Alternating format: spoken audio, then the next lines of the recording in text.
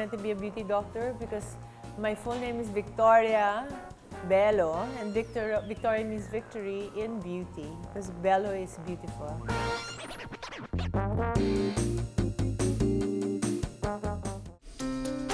Sa loob ng 25 taon, walang sawang nagpapaganda at nagpapaseksi ng kanyang mga kliyente si Dr. Vicky.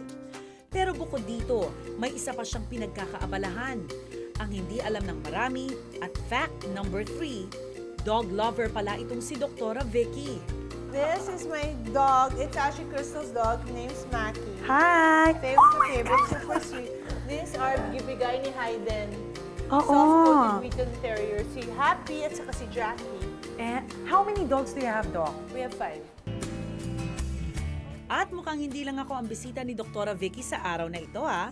Nandito rin kasi ang kanyang long-time partner na si Dr. Hayden Ko. At fact number 2, alam nyo ba na kahit 24 years ang age gap nila, hindi ito naging hadlang sa kanilang espesyal na pagtitinginan? You say I'm beautiful and sexy. Inside out. No, I'm good. Inside out. Nice. Nice. Extremely open-minded. I'm open-minded. I'm not strict. Make everyone feel comfortable, even though, I don't know, for some reason people are still very intimidated by her. Yeah. So there's a tension there we don't fully understand, and that mystery is one of the things that makes Vicky special. The relationship works is because I learned so much from him. I mean, he brings into Ano sabi noon before, di ba, What? parang love is not consist at staring at each other, but looking forward at the same direction. You That's mentioned really One our- Direction. Where's the relationship leading to? To the cross. Ang bigat nun ah. Secret. Secret. Huwag mo kayong ganyan. Okay, Don't secret. don't be spoilers.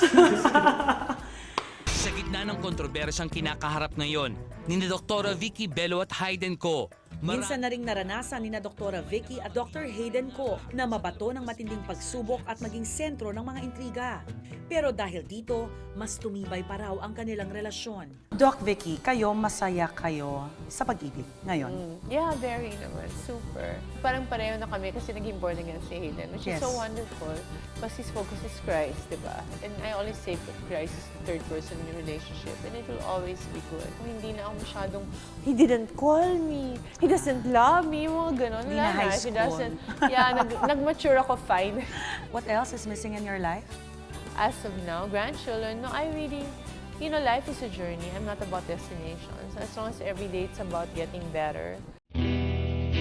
Para kay Dr. Vicky, hindi lang ang tagumpay ng kanyang negosyo ang nakakapagpataba ng kanyang puso, kundi ang malaman at makitang nakapagbigay siya ng kagandahan, lakas ng loob at inspirasyon sa kanyang mga kapwa. At fact number 1, ano nga bang aral ng tunay na buhay ni Dr. Vicky Bello? You find what you really want to do. You find your passion in life. Hanggang sa susunod na Martes, ako po si Rhea Santos. Bawat karanasan, may mga aral na tumatatak sa ating mga puso at isipan. Sama-sama ulit tayong makibahagi sa mga kwentong personal dito lang sa Tunay na Buhay.